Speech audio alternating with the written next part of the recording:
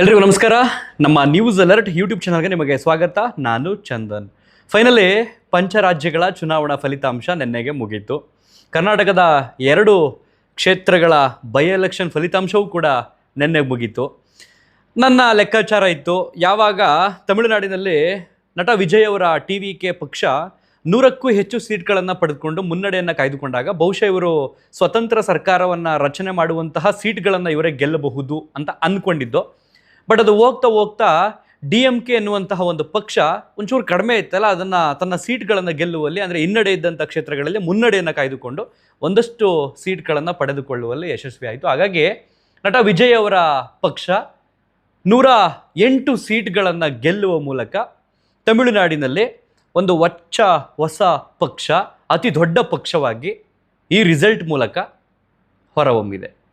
So actually ತಮಿಳುನಾಡಿನಲ್ಲಿ ಇರ್ತಕ್ಕಂಥ total seat ಎಷ್ಟು, ಜೊತೆಗೆ ಈಗ ಅವ್ರಿಗೆ ಬಂದಿರತಕ್ಕಂಥ ಈ ಒಂದು ಫಲಿತಾಂಶ ದೊಡ್ಡ ಮಟ್ಟದಲ್ಲೇ ಇದೆ. Of course compare to other parties, ಅಂದರೆ ಬೇರೆ ಪಕ್ಷಗಳು ತೆಗೆದುಕೊಂಡಿರ್ತಕ್ಕಂಥ ಆ ಮೆಜಾರಿಟಿ ಸೀಟ್ಗಳಿಗೆ ಕಂಪೇರ್ ಮಾಡಿದ್ರೆ ನಟ ವಿಜಯ್ ಅವರ ಪಕ್ಷದ ಸೀಟ್ಗಳೇ ಅತಿ ಹೆಚ್ಚು ಗೆದ್ದಿರ್ತಕ್ಕಂಥದ್ದು. ಆದರೂ ಕೂಡ ಅವರಿಗೆ ಸ್ವತಂತ್ರವಾಗಿ ಸರ್ಕಾರ ರಚನೆ ಮಾಡೋದಕ್ಕೆ ಆಗೋದಿಲ್ಲ. ರೀಸನ್ ಏನು? ಜೊತೆಗೆ ಬೆಳಗ್ಗೆಯಿಂದಲೂ ಕೂಡ ನೀವು ಗಮನಿಸ್ತಾ ಇರ್ತೀರಿ ಮಾಧ್ಯಮಗಳಲ್ಲಿ, ವಿಜಯ್ ಯಾರ ಜೊತೆ ಕೈ ಜೋಡಿಸ್ಬೋದು, ಅವ್ರ ಜೊತೆ ಜೋಡಿಸ್ತಾರ, ಇವ್ರ ಜೊತೆ ಜೋಡಿಸ್ತಾರ, ಜೊತೆಗೆ ಕೈ ಜೋಡಿಸೋದ್ರಿಂದ ಏನು ಕಳ್ಕೋಬಹುದು ಅಥವಾ ಏನು ಗಳಿಸಬಹುದು, ಎಲ್ಲ ಲೆಕ್ಕಾಚಾರವೂ ಕೂಡ ನಡೀತಾ ಇದೆ. ಇದೆಲ್ಲದರ ನಡುವೆ ನಟ ವಿಜಯ್ ಅವರು ರಾಜ್ಯಪಾಲರ ಬಳಿ 2 ವಾರಗಳ ಗಡುವನ್ನು ಕೇಳಿದ್ದಾರೆ, ಅಂದರೆ ಅವಕಾಶವನ್ನು ಕೇಳಿದ್ದಾರೆ.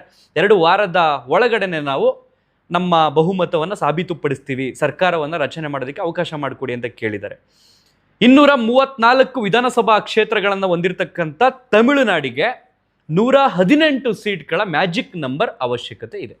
ಅಂದರೆ 234 ಕ್ಷೇತ್ರಗಳಲ್ಲೂ ಕೂಡ ಎಲೆಕ್ಷನ್ಗೆ ಕಂಟೆಸ್ಟ್ ಮಾಡಿರ್ತಾರೆ.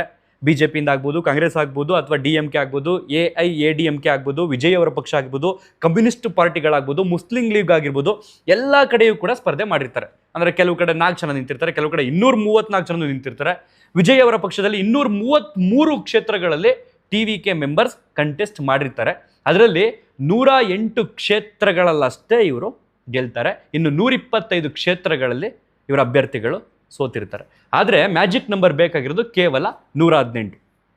ಯಾವ ಪಕ್ಷದ ಶಾಸಕಾಂಗದ ನಾಯಕ 118 ಜನರನ್ನು ತೋರಿಸಿ, ಸ್ಪಷ್ಟ ಬಹುಮತವನ್ನು ತೋರಿಸಿ ಸರ್ಕಾರವನ್ನು ರಚನೆ ಮಾಡ್ಬೋದು. ಸೊ ಉಳಿದಿರ್ತಕ್ಕಂಥ DMK ಮತ್ತು AIADMK 3 ಡಿಜಿಟ್ ಹತ್ರ ಬಂದಿಲ್ಲ, ಅಂದರೆ 2 ಅಂಕಿಯಲ್ಲೇ ಇರೋದ್ರಿಂದ ಸರ್ಕಾರ ರಚನೆ ಮಾಡೋದಕ್ಕೆ ಭಾರಿ ಕಷ್ಟ ಅನ್ನೋದಕ್ಕಿಂತ ಅವರಿಬ್ಬರು ಏನಾದ್ರು ಮರ್ಜಾಗಿ, ಅಂದರೆ ಬದ್ಧ ವೈರಿಗಳೇನಾದ್ರು ಮರ್ಜಾಗಿ ವಿಜಯ್ಗೆ ಯಾಕೆ ಬಿಟ್ಕೊಡ್ಬೇಕು 5 ವರ್ಷ, ನಾನು 2.5 ವರ್ಷ, ನೀನು 2.5 ವರ್ಷ ಹಂಚ್ಕೊಂಬಿಡೋಣ, 2.5 ವರ್ಷ ನಾನು ನಿನ್ನ ತಂಟೆಗೆ ಬರಲ್ಲ, 2.5 ವರ್ಷ ನನ್ನ ತಂಟೆಗೆ ನೀನು ಬರಬೇಡ ಅಂತ ಇವರಿಬ್ಬರು ಏನಾದ್ರು ಅಲೈನ್ಸ್ ಆಗೋಯ್ತು ಅಂತಂದರೆ ಇಂಪಾಸಿಬಲ್ ಅಂತ ಹೇಳೋದಕ್ಕೆ ಆಗೋದಿಲ್ಲ, ಅದಾದರೂ ಆಗಬಹುದು. ಆದರೆ ಅಲ್ಲಿರ್ತಕ್ಕಂಥ ಒಂದಷ್ಟು ಸದಸ್ಯರು ಇಲ್ಲ, ನಾನು ವಿಜಯ್ದೊಂದು ಹೊಸ ಪಕ್ಷ ಆಗೈತಲ್ಲ, ನಾನು ಅದಕ್ಕೆ ಜಾಯಿನ್ ಆಗ್ಬಿಡ್ತೀನಿ, ಜಂಪ್ ಆಗ್ಬಿಡ್ತೀನಿ ಅಂತ ಬಂದ್ರೂ ಏನೂ ಮಾಡ್ಕೊಳ್ಳೋದಕ್ಕಾಗಲ್ಲ. ಯಾಕಂತಂದರೆ DMK ಆಗ್ಬೋದು, AIADMK ಆಗ್ಬೋದು, ಅದು ಕೂಡ ಅಲೈನ್ಸಲ್ಲೇ ಪಡ್ಕೊಂಡಿರ್ತಕ್ಕಂಥ ಸೀಟ್ಗಳದು. ಟೋಟಲ್ ಆಗಿ ಅವ್ರದ್ದು ಕಂಪ್ಲೀಟ್ ಅವ್ರ ಪಕ್ಷದ ಸೀಟ್ಗಳು ಅಂತಲ್ಲ, ಅದರಲ್ಲಿ ಹೆಚ್ಚು ಕಡಿಮೆ ಒಂದು 6 ಸೀಟ್ ಇವರು ಎಕ್ಸ್ಟ್ರಾ ತೊಗೊಂಡಿದ್ದಾರೆ, ಅಂದರೆ ಅಲೈನ್ಸಲ್ಲಿ ಇವರೊಂದು 16 ಸೀಟ್ ಎಕ್ಸ್ಟ್ರಾ ಬಂದಿದೆ ಅಲೈನ್ಸಲ್ಲಿ. ಸೊ ಅಲ್ಲೇನಾದ್ರು ಜಂಪ್ ಆಯಿತು ಅಂತಂದ್ರೆ ಅದು ಕಷ್ಟ ಆಗ್ಬಿಡುತ್ತಲ್ಲ. ಸೊ ಅತಂತ್ರ ಆಗ್ಬಿಟ್ಟಿದೆ ಫಲಿತಾಂಶ. ಬಟ್ 2 ವಾರಗಳಲ್ಲಿ ಏನೇನೆಲ್ಲ ನಡೆಯುತ್ತೆ ಅನ್ನೋಂಥದ್ದೇ ತೀವ್ರ ಕುತೂಹಲ.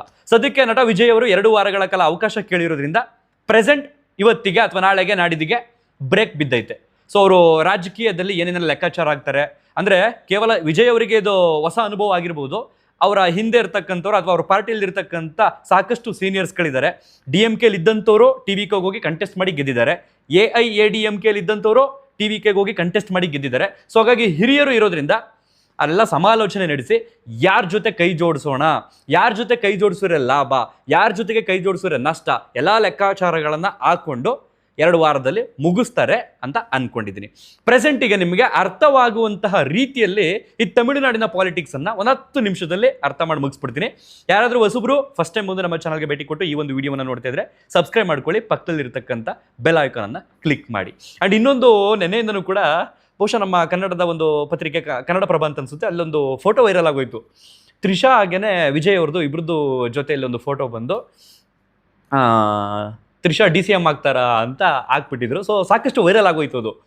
ಆ್ಯಕ್ಚುಲಿ ಏನಾಗುತ್ತೆ ಅಂತಂದರೆ ನಟ ವಿಜಯ್ ಅವರ ಒಂದು ಡೆಡಿಕೇಶನ್ ಆಗಿರ್ಬೋದು, ಅಥವಾ ಅವರ ಇಂದಿನ ಸಿನಿಮಾಗಳಲ್ಲಿ ಈ ವ್ಯವಸ್ಥೆಗೆ ಸಂಬಂಧಪಟ್ಟಂಥ ವಿರೋಧವನ್ನು ಗಮನಿಸಿರ್ಬೋದು, ಅಥವಾ ಅವರು ಕೊಟ್ಟಂಥ ಆಶ್ವಾಸನೆಗಳಿರ್ಬೋದು, ಅಂದರೆ ಏನು ಉಚಿತ ಉಚಿತ ಉಚಿತ ಅದು ಕೊಡ್ತೀವಿ, ಇದು ಕೊಡ್ತೀವಿ, 8 ಗ್ರಾಮ್ ಚಿನ್ನ ಕೊಡ್ತೀವಿ, ಮಗು ಊಟ ರಿಂಗ್ ಕೊಡ್ತೀವಿ, 6 ಗ್ಯಾಸ್ ಕೊಡ್ತೀವಿ, ಸ್ಟೂಡೆಂಟ್ಸ್ಗಳಿಗೆ ಲೋನು, ಈ ಥರ ಎಲ್ಲ ವ್ಯವಸ್ಥೆ, ಫ್ರೀ ಬಸ್ಸು ಎಲ್ಲನೂ ಕೊಟ್ಟಿದ್ದಾರಲ್ಲ, ಅದು ಕೂಡ ಇಲ್ಲಿ ವರ್ಕೌಟ್ ಆಗಿರುತ್ತೆ. ಸೊ ಇದೆಲ್ಲವನ್ನು ಕೂಡ ಗಮನದಲ್ಲಿ ಇಟ್ಕೊಂಡು ವೋಟ್ ಹಾಕಿರ್ತಕ್ಕಂಥ ಜನ ಅಪ್ಪಿತಪ್ಪಿ ವಿಜಯ್ ಅವ್ರು ಏನಾದರೂ ಮುಂದಿನ ದಿನಗಳಲ್ಲಿ ಈ ಒಂದು ನಿರ್ಧಾರವನ್ನು, ಅಂದರೆ ಏನೀಗ ಒಂದು ಪೋಸ್ಟ್ ವೈರಲ್ ಆಗೈತಲ್ಲ, ಆ ನಿರ್ಧಾರವನ್ನು ಏನಾದರೂ ತೆಗೆದುಕೊಂಡು ಇಫ್ ಇನ್ ಕೇಸ್ ಕಾಕತಾಳೀಯ ಆಗೋಯ್ತು ಅಂತ ಅಂದ್ಕೊಂಡ್ರೆ, ನಿಜಕ್ಕೂ ಯಾವ ಜನ ಇವತ್ತು ಸೂಪರ್ ಅಂದಿದ್ದಾರೋ, ಜೈ ಅಂದಿದ್ದಾರೋ ಅದೇ ಜನ ವಿರೋಧವನ್ನು ವ್ಯಕ್ತಪಡಿಸುವಂಥದ್ದು ತೀರಾ ದೂರವೇನಿಲ್ಲ. ಸೊ ಹಾಗಾಗಿ ನನಗನ್ಸುತ್ತೆ ಅದೆಲ್ಲ ಆಗುವಂಥದ್ದು ತೀರಾ ಕಡಿಮೆ ಅಂತ ಅಂದ್ಕೊಂಡಿದ್ದೀನಿ. ಯಾಕೆಂದರೆ ಅಫಿಷಿಯಲ್ ಆಗಿ ಅವರೆಲ್ಲೂ ಕೂಡ ಅದನ್ನು ಘೋಷಣೆನೂ ಮಾಡ್ಕೊಂಡಿಲ್ಲ. ಜಸ್ಟ್ ಇದೊಂದು ಅಂತೆ ಕಂತೆ ಆ ಕ್ಷಣಕ್ಕೆ ಇಮ್ಯಾಜಿನೇಷನಲ್ಲಿ ನಮ್ಮ ಕಲ್ಪನೆಗೆ ಬರುತ್ತಲ್ಲ, ಆ ರೀತಿಯ ಒಂದು ಪೋಸ್ಟ್ ಅಂತ ಅಂದ್ಕೊಳ್ತೀನಿ. ಸೊ ಇದು ಕೇವಲ ಈ ಪತ್ರಿಕೆ ಪೋಸ್ಟ್ ಅಲ್ಲ, ಬೇರೆ ಬೇರೆ ಕಡೆಯಿಂದನೂ ಕೂಡ ಸಾಕಷ್ಟು ವೈರಲ್ ಆಗಿದೆ. ಯಾಕೆಂದರೆ ಆ ನಟಿ ನಿನ್ನೆ ತಿರುಪತಿ ದೇವಸ್ಥಾನಕ್ಕೆ ಹೋಗಿ ಬಂದರು, ಅದಾದಮೇಲೆ ಅವ್ರದ್ದೇ ಬರ್ತ್ಡೇ ಇತ್ತು. ಸೊ ಹಾಗಾಗಿ ವಿಜಯ್ ಅವರು ಇಡೀ ಸ್ಟೇಟನ್ನೇ ಅವ್ರಿಗೆ ಗಿಫ್ಟಾಗಿ ಕೊಟ್ಬಿಟ್ಟಿದ್ದಾರೆ. ಸೊ ಹಾಗಾಗಿ ಅವ್ರ ಮನೆಗೆ ಹೋಗಿ ಬಂದರು, ಅದಾದಮೇಲೆ ತಿರುಪತಿಯಿಂದ ಬಂದು. ಸೊ ಹಾಗಾಗಿ ಏನೋ ನಡೀತಾ ಇದೆ ಹಾಗೆ ಹೀಗೆ. ಸೊ ಹಾಗಾಗಿ ಮುಂದಿನ ದಿನಗಳಲ್ಲಿ ಆಕೆ DCM ಆದರೆ ಯಾವುದೇ ರೀತಿಯ ಪ್ರಾಬ್ಲಮ್ ಇಲ್ಲ, ಆದರೂ ಆಗಬಹುದು ಅನ್ನುವಂಥ ಒಂದು ಲೆಕ್ಕಾಚಾರ ನಡೀತಾ ಇತ್ತು. ಸೊ ಈ ಹಿಂದೆ ಅವರು ಕೂಡ ಯಾವುದೋ ಒಂದು ಸಂದರ್ಶನದಲ್ಲಿ ನಾನು CM ಆಗಬೇಕು ಅಂತಲೂ ಕೂಡ ವ್ಯಕ್ತಪಡಿಸಿದ್ರು ಆ ಹೀರೋಯಿನ್. ಸೊ ಹಾಗಾಗಿ ಗೊತ್ತಿಲ್ಲ ಏನೇನಾಗುತ್ತೆ ಅಂತ, ಕಾದ್ ನೋಡೋಣ. ಬಟ್ ನನ್ನ ಪ್ಲೇಸಲ್ಲಿ ಅಥವಾ ನಿಮ್ಮ ಪ್ಲೇಸಲ್ಲಿ ನಾನು ಕೂತ್ಕೊಂಡು ಯೋಚನೆ ಮಾಡಿದ್ರು, ಜನ ಆಯ್ಕೆ ಮಾಡಿರ್ತಕ್ಕಂಥದ್ದು ಒಂದು ಒಳ್ಳೆ ನಿರ್ಧಾರಕ್ಕೆ, ಒಂದು ಒಳ್ಳೆ ಏನೋ ಒಂದು ಆಗುತ್ತೆ ಅನ್ನೋ ಕಾರಣಕ್ಕೆ ಇವರು ಹೋಗ್ತಾ ಆ ಸೀಟ್ಗೆ ಯಾರೋ ತಂದು ಇನ್ನೊಬ್ರನ್ನ ಕೂರಿಸ್ಕೊಂಡ್ಬಿಡ್ತಾರೆ. ಅಂದರೆ 2 ಸೀಟಲ್ಲಿ ಗೆದ್ದಿದ್ದಾರಲ್ಲ ವಿಜಯ್ ಅವರು, 2ರಲ್ಲಿ 1 ಬಿಟ್ಕೊಡ್ಬೇಕಾಗುತ್ತೆ.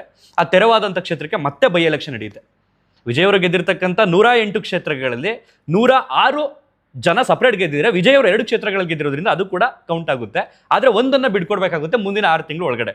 ಸೊ ಅದಕ್ಕೆ ಬೈ ಎಲೆಕ್ಷನ್ ನಡೀತಲ್ಲ, ಅದಕ್ಕೆ ಯಾರು ನಿಲ್ಲಿಸ್ತಾರೆ ಅನ್ನುವಂಥದ್ದೇ ತೀವ್ರ ಕುತೂಹಲ. ಸೊ ತ್ರಿಷಾ ಅವರನ್ನೆಲ್ಲ ತಂದು ನಿಲ್ಲಿಸ್ಬಿಡ್ತಾರಾ ಆ ಒಂದು ಕ್ಷೇತ್ರಕ್ಕೆ, ನಿಲ್ಲಿಸಿ ಗೆಲ್ಲಿಸಿ ಅವ್ರನ್ನ DCM ಮಾಡಿಬಿಡ್ತಾರಾ? ಸೊ ಈ ಎಲ್ಲ ಕುತೂಹಲ ಇದೆ. ಬಟ್ ಇಲ್ಲಿ DCM ಯಾರು ಆಗಬಹುದು, CM ಅಫ್ಕೋರ್ಸ್ ಇವರೇ ಅಂತಾನೆ ನೀವು ಅಂದ್ಕೊಂಡಿರ್ತಕ್ಕಂಥದ್ದು. ಮುಂದೇನಾಗುತ್ತೋ ಗೊತ್ತಿಲ್ಲ. ಯಾಕೆಂತಂದ್ರೆ ಅಷ್ಟೊಂದು ಎಫರ್ಟ್ ಹಾಕಿ ಸಿನಿಮಾ ಎಲ್ಲ ಬಿಟ್ಬಿಟ್ಟು ಕಂಪ್ಲೀಟ್ ನಾನು ರಾಜಕಾರಣಕ್ಕೆ ಬರ್ತೀನಿ ಅನ್ನೋಂಥ ವ್ಯಕ್ತಿ ಬೇರೆಯವರು ಬಿಟ್ಕೊಡ್ತಕ್ಕಂಥದ್ದು ತೀರಾ ಕಡಿಮೆ ಅಂತ ಅನ್ಸುತ್ತೆ. ಸೊ ಆ ರಾಜಕೀಯದ ಲೆಕ್ಕಾಚಾರ ಇದೆಯಲ್ಲ, ಅಂಕಿ ಅಂಶಗಳಲ್ಲಿ, ಅದನ್ನ ನಾನು ನಿಮಗೆ ಡೀಟೇಲ್ ಆಗಿ ಸಿಂಪಲ್ ಆಗಿ ಎಕ್ಸ್ಪ್ಲೇನ್ ಮಾಡ್ಕೊಂಡು ಹೋಗ್ತಾ ಇರ್ತೀನಿ. ಟೋಟಲ್ 234 ಸೀಟು, ಅಂದರೆ 234 ವಿಧಾನಸಭಾ ಕ್ಷೇತ್ರಗಳು ತಮಿಳುನಾಡಿನಲ್ಲಿ ಇರ್ತಕ್ಕಂಥದ್ದು. ನಮ್ಮ ಕರ್ನಾಟಕದಲ್ಲಿ ಯಾವ ರೀತಿ ಇದೆ ಆ ರೀತಿ. ಸೊ ಅದರಲ್ಲಿ ಮ್ಯಾಜಿಕ್ ನಂಬರ್ ಬೇಕಾಗಿರ್ತಕ್ಕಂಥದ್ದು 118. 118 ಜನ ಗೆದ್ರು ಅಂತಂದ್ರೆ ಯಾವ್ದಾದ್ರು ಒಂದು ಪಾರ್ಟಿಯಲ್ಲಿ, ಅಥವಾ ಯಾವ್ದಾದ್ರು 2 ಪಾರ್ಟಿಯವರು ಸೇರಿ 118 ಜನ ಸೇರಿಸಿದ್ರು ಅಂತಂದ್ರೆ ಅವರು ಸ್ಪಷ್ಟವಾಗಿ ಅಲ್ಲಿ ಸರ್ಕಾರವನ್ನು ರಚನೆ ಮಾಡ್ಬೋದು, 5 ವರ್ಷ ಆಡಳಿತವನ್ನು ಮಾಡ್ಬೋದು. TVK ಗೆದ್ದಿರ್ತಕ್ಕಂಥದ್ದು 108 ಸೀಟ್, ಅದರಲ್ಲಿ ವಿಜಯ್ ಅವ್ರು ಗೆದ್ದಿರ್ತಕ್ಕಂಥದ್ದು 2 ಸೀಟ್, ಅಂದ್ರೆ ಟೋಟಲ್ 106 + 2 108 ಆಯಿತು. ಇನ್ನು DMK ಗೆದ್ದಿರ್ತಕ್ಕಂಥದ್ದು ಸಪರೇಟ್ ಆಗಿ DMKನೇ, ಅಂದ್ರೆ ಸ್ಟಾಲಿನ್ ಅವರ DMK ಪಕ್ಷ ಗೆದ್ದಿರ್ತಕ್ಕಂಥದ್ದು 59 ಸೀಟ್, ಪ್ಲಸ್ ಅಲಯನ್ಸ್ ಅಲ್ಲಿ ಗೆದ್ದಿರ್ತಕ್ಕಂಥದ್ದು 14 ಸೀಟ್. ಟೋಟಲ್ ಆಗಿ ಏನಾಗುತ್ತೆ ಅಂತಂದ್ರೆ 2 ಸೇರಿ 73 ಸೀಟ್ ಆಗುತ್ತೆ. ಆದರೆ ಸ್ಟಾಲಿನ್ ಅವರು ಸೋಲನ್ನು ಅನುಭವಿಸಿದ್ದಾರೆ.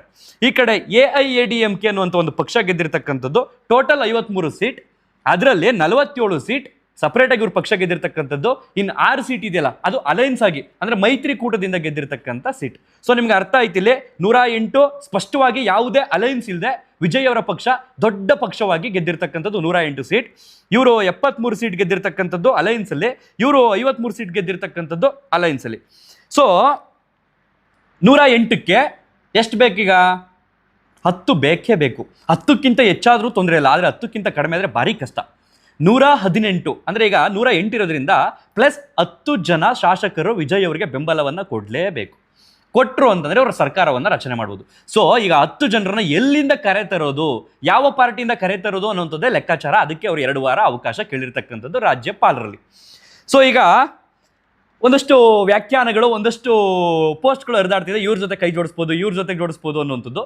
ಸೊ ಅಫ್ಕೋರ್ಸ್ ಇಲ್ಲಿ ಸೈದ್ಧಾಂತಿಕ ವಿರೋಧಿ ಅಂತ ಓಪನ್ ಆಗಿ ಹೇಳ್ಬಿಟ್ಟಿದ್ದಾರೆ ವಿಜಯ್ ಅವರು, ಅಂದರೆ BJPಯನ್ನು. ಈ ಕಡೆ ಕಾಂಗ್ರೆಸ್ ಜೊತೆಗೆ ಅವರಿಗೆ ಒಲವು ಇತ್ತು, ಬಟ್ ಅದು DMK ಜೊತೆಗೆ ಸೇರಿದ್ರಿಂದ ಅಲ್ಲೂ ಕೂಡ ಅವರು ಸ್ಪಷ್ಟವಾಗಿ ನನಗೆ ಯಾರು ಸವಾಸನೂ ಬೇಡ ಅಂತ ಅಂದ್ಕೊಂಡು ಇಂಡಿಪೆಂಡೆಂಟ್ ಆಗಿ ಅವ್ರ ಪಕ್ಷವನ್ನು ಮುನ್ನಡೆಸ್ಕೊಂಡು ಬಂದರು, ಇಲ್ಲಿ ತನಕ ತಂದು ನಿಲ್ಲಿಸ್ಕೊಂಡ್ರು. ಸೊ ಈಗ 10 ಸೀಟ್ ಬೇಕೇ ಬೇಕು. ಅದು ಕಾಂಗ್ರೆಸ್ ಜೊತೆಗೆ ಜೋಡಿಸ್ತಾರಾ, ಅಥವಾ BJP ಜೊತೆಗೆ ಜೋಡಿಸ್ತಾರಾ, ಅಥವಾ ಕಮ್ಯುನಿಸ್ಟ್ ಪಕ್ಷಗಳ ಜೊತೆಗೆ ಜೋಡಿಸ್ತಾರಾ, ಅಥವಾ ಮುಸ್ಲಿಂ ಲೀಗ್ನ ಒಂದು ಯಾವುದೋ ಒಂದು ಪಕ್ಷ ಇದೆ ಅದಕ್ಕೆ ಜೋಡಿಸ್ತಾರಾ, ಅಥವಾ AIADMK ಜೊತೆಗೆ ಸಂಪೂರ್ಣವಾಗಿ ಜೋಡಿಸ್ತಾರಾ, DMK ಜೊತೆ ಜೋಡಿಸೋದು ಅಂತ ತೀರಾ ಕಷ್ಟ.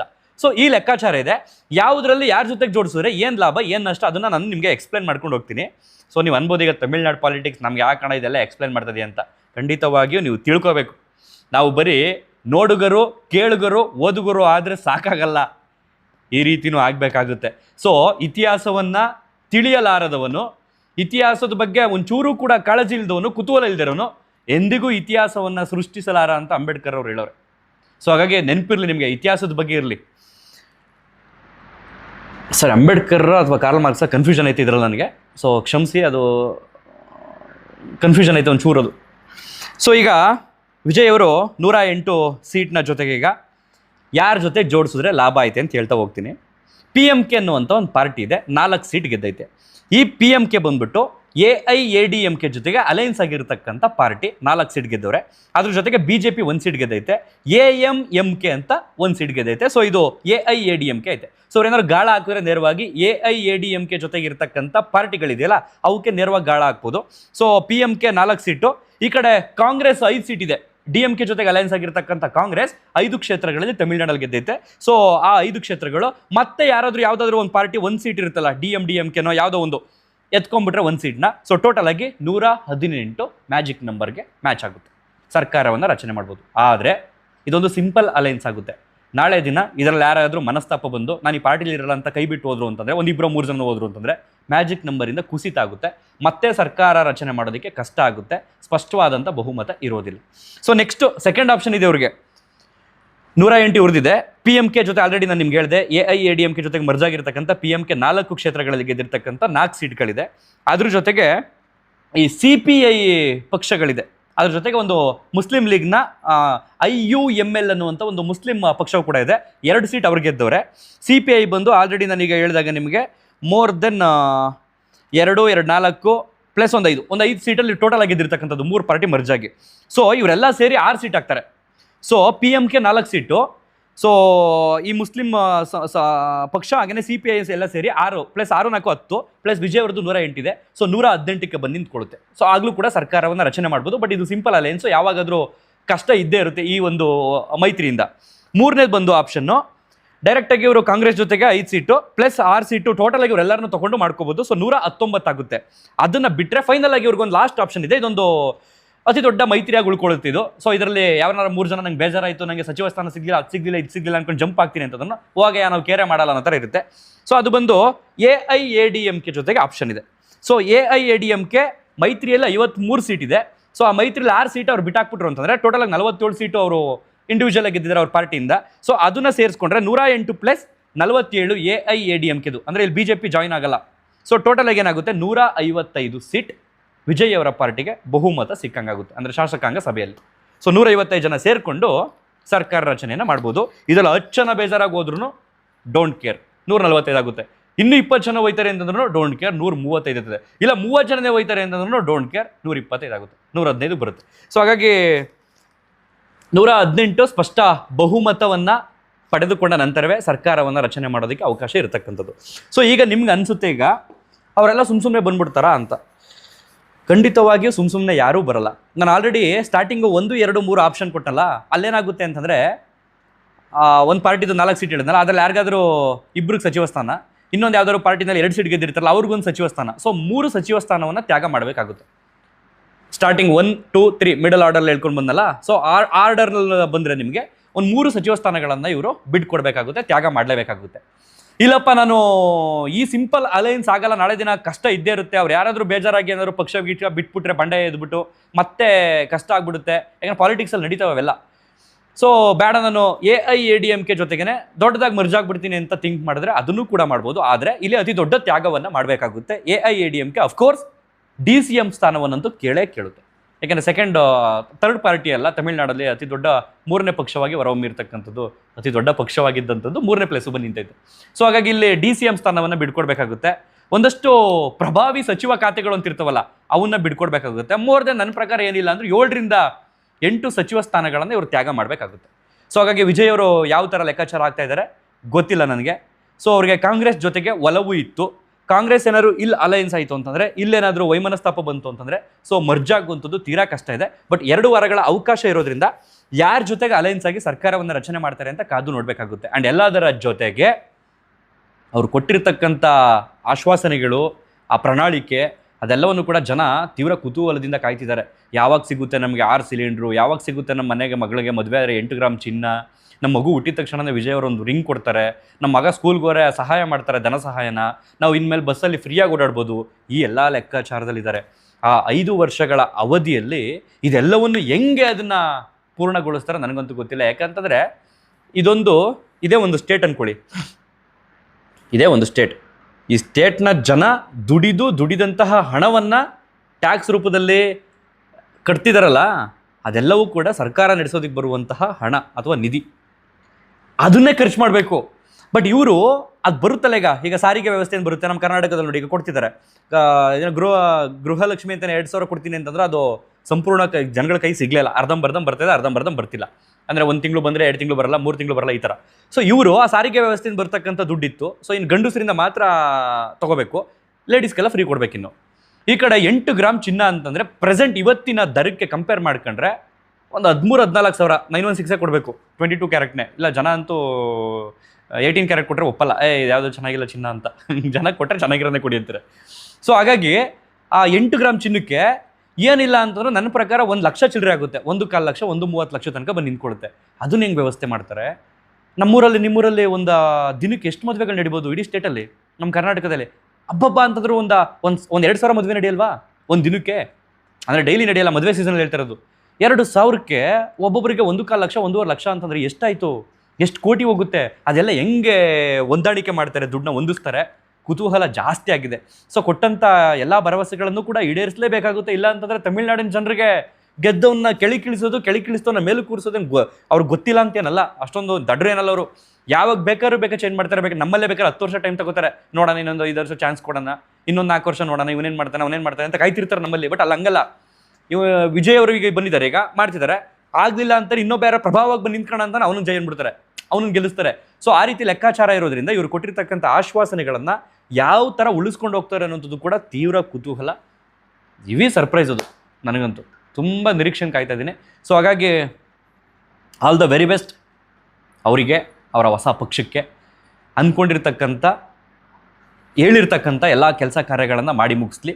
ಯಾವುದಾದ್ರೂ ಒಳ್ಳೆ ಪಾರ್ಟಿಗಳ ಜೊತೆಗೆ, ಅಂದರೆ ಅವ್ರಿಗೆ ಅನಿಸಿದಂತಹ ಒಳ್ಳೆ ಪಾರ್ಟಿಗಳ ಜೊತೆಗೆ ಅಲೈನ್ಸ್ ಮಾಡಿಕೊಂಡು ಸರ್ಕಾರವನ್ನು ರಚನೆ ಮಾಡೋ ಥರ ಆಗಲಿ. ನಮ್ಮಲ್ಲಾಗುತ್ತಲ್ಲ, ಅಲ್ಲೆಲ್ಲೋ ರೆಸಾರ್ಟ್ ಕಿಡ್ನಾಪ್ ಮಾಡ್ಕೊಂಡು ಹೋಗುವಂಥದ್ದು, ಇನ್ಯಾರನ್ನೋ ಖರೀದಿ ಮಾಡುವಂಥದ್ದು, ಇನ್ಯಾರೋ MLAಗಳು ಇಲ್ಲಿ ಗೆದ್ದಿರ್ತಾರೆ, ಬಂಡಾಯ ಎದ್ದೋಗಿ ಅಲ್ಲಿ ಮತ್ತೆ ಎಲೆಕ್ಷನ್ ಕಂಟೆಸ್ಟ್ ಮಾಡ್ತಕ್ಕಂಥದ್ದು. ಸೊ ಆ ರೀತಿ ಆಗುವಂಥದ್ದು ಬೇಡ. ಯಾಕಂತಂದರೆ ಜನಗಳಿಗೂ ಕೂಡ ಸಮಯ ತುಂಬ ಇರುತ್ತೆ. ಆ ಎಲೆಕ್ಷನ್ ನಡೆದ್ರು ಮತ್ತೆ ಜನಗಳ ತೆರಿಗಾಣದಲ್ಲೇ ನಡೀತಕ್ಕಂಥದ್ದು. ಸೊ ಹಾಗಾಗಿ ಒಳ್ಳೆ ರೀತಿಯಲ್ಲೇ ನಡೆದು 5 ವರ್ಷ ಜನಗಳ ಪ್ರೀತಿಯನ್ನು ಗಳಿಸ್ಲಿ. ತುಂಬ ಚೆನ್ನಾಗಿ ಆಳ್ವಿಕೆ ಮಾಡ್ತಿದ್ದಾರೆ ಅಂತಂದರೆ ಬೇರೆಯವ್ರಿಗೆ ಯಾಕೆ ಅವಕಾಶ ಮಾಡ್ಕೊಂಡು ಹೋಗಲಿ ಅಂತ ಹೇಳ್ತಾ ಈ ಒಂದು ವಿಡಿಯೋನಲ್ಲಿ ಇಲ್ಲಿಗೆ ಮುಗಿಸ್ತಾ ಇದ್ದೀನಿ. ನಿಮ್ಮ ಅನಿಸಿಕೆ ಅಭಿಪ್ರಾಯಗಳನ್ನು ಕಾಮೆಂಟ್ ಬಾಕ್ಸ್ನಲ್ಲಿ ಬರೆದು ತಿಳಿಸಿ. ಆಗಲೇ ಹೇಳಬೇಕಾಗಿತ್ತು, ನಾನು ನಮ್ಮ ಸ್ಟುಡಿಯೋಗೆ ಒಂದಷ್ಟು ಜನರನ್ನ ಕೆಲಸಕ್ಕೆ ತೊಗೊಳ್ತಾ ಇದ್ದೀವಿ. ವಿಡಿಯೋ ಎಡಿಟಿಂಗ್ ಆಗಿರ್ಬೋದು, VFX ಆಗಿರ್ಬೋದು, ಕ್ಯಾಮ್ರಾ ವರ್ಕಿಂಗ್ ಆಗಿರ್ಬೋದು. ಸೊ ಈ ರೀತಿಯ ಒಂದಷ್ಟು ಟೆಕ್ನಿಕಲ್ ಕೆಲಸಗಳಿಗೆ ತೊಗೊಳ್ತಾ ಇದ್ದೀವಿ. ಸೊ ಡಿಸ್ಪ್ಲೇ ಮೇಲೆ ನಿಮಗೆ ಆ ಹಿಯರಿಂಗ್ ಪೋಸ್ಟನ್ನು ಹಾಕಿರ್ತೀನಿ. ಸೊ ಕಾಂಟ್ಯಾಕ್ಟ್ ಮಾಡಿ, ನಿಮಗೇನಾದರೂ ಆಸಕ್ತಿ ಇತ್ತು ಅಂತಂದರೆ. ಧನ್ಯವಾದ. Thank you so much.